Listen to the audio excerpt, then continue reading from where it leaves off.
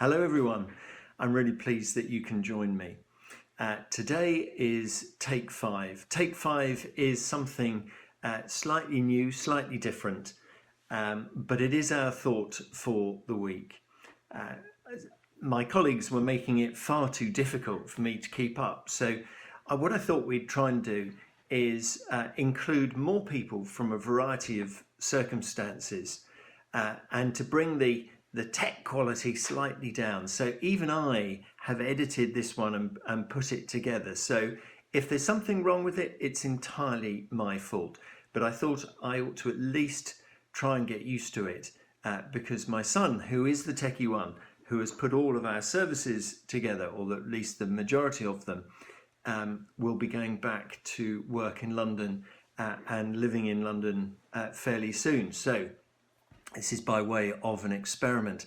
But the point of Take 5 is that anybody can put together a short clip, anything up to 5 minutes, and we're going to put them together just as our learnings from lockdown, general thoughts, just something which has sparked our imagination and our love for God.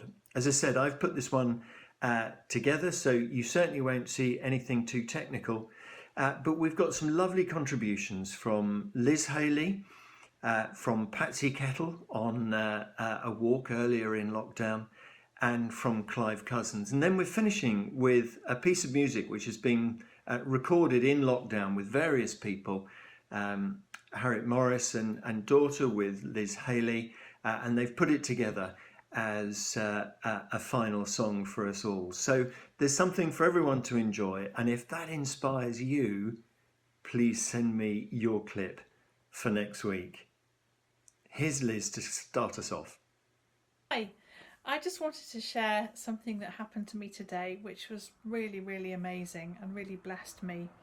I think in times like this, it's easy to forget sometimes that God is actually with us. He has promised to be with us wherever we are, whether we're on our own, whether we're in a family, whether we're in a tiny space, whether we're in a huge space, whether we're at work, whether we're in the garden, wherever we are, God has promised that He is with us. And I had a real sense of that today. I had somebody here to put a shelf up in my kitchen where I am standing. The shelf was meant to go on this wall. And there were some brackets needed, so we had some drilling going on, and then we had oh dear, there's some water appearing, so it appeared that we just nicked the edge of a water pipe here, and there was water pouring out. So I ran into the road and managed to find the right stopcock, because there are 3 that I could choose from, so I found the right one, switched that off, the water stopped, which was great. So then I rang my plumber, who happens to be local, and she said that she was free, working at home today, and she would be with me immediately, which she was. She then said she'd need she'd need the wall knocking down to get to the pipe to fix it. So I then rang my builder, who happened to be working at home today, and he lives up the road, and he said, I'll be with you in 10 minutes. So he came down, knocked a hole in the wall. The plumber came back and looked at it and decided she could do what she needed to do. And I just had the most amazing sense of God's provision. That I could find the stopcock to turn the water off, not being massively practically minded. And then also the people who I needed most, the plumber and the builder, just happened to be working at home today and were willing to come out as soon as I called them.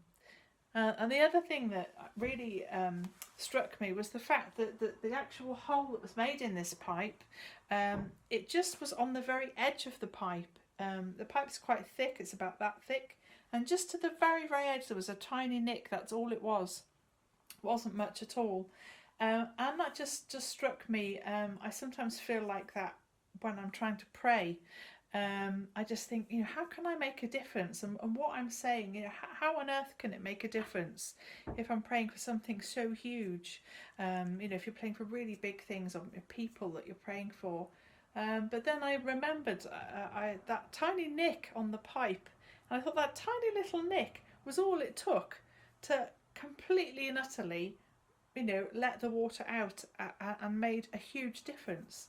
And I just felt really blessed and encouraged that even when we're doing tiny things, or we think that we can't make a difference because we're so small and what we're trying to do is so insignificant, that actually we don't know the full picture, we don't know the end of the story, and it can actually have a massive impact.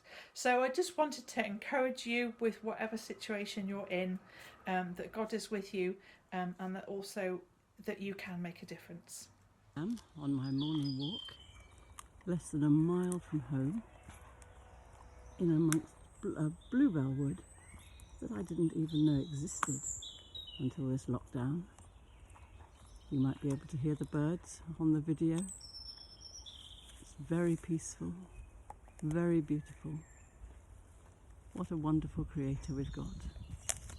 And because there's not much sun today, I guess the blue is even bluer than it otherwise would be. Little nodding bluebells, the English bluebells, looking so exquisite in all their natural beauty. They don't mind if no one sees them, but how lovely that I can see them this morning. In time-honoured fashion, I have three things to say, distinct, but perhaps you'll see how they tie up at the end. First of all, I wanted to thank everyone for their good wishes, cards, and above all the prayers following my fractured hip.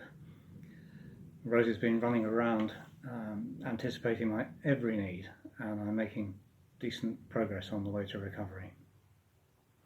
Second thing is that Sunday the 14th sees our 40th, our Ruby wedding anniversary. That may be hard to believe, but you have to remember that Rosie was practically a child bride by today's standards. We would ordinarily have shared cake or something with everyone after the service, but that clearly can't happen, so I have something else to share.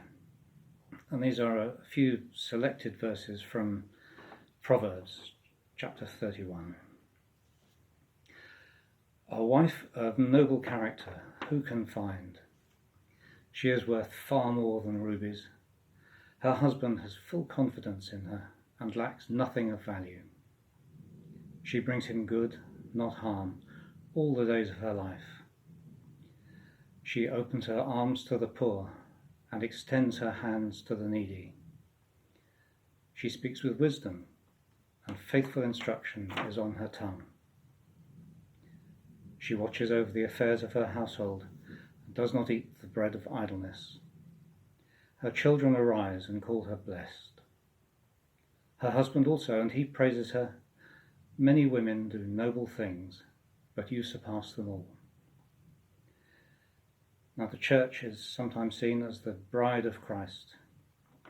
And echoing what Jane said last week, wouldn't it be marvellous if we, the church, as individuals, as a parish and worldwide, were to be seen as surpassing all in healing our fractured and sick world in the months and years ahead. Let's pray that it's so.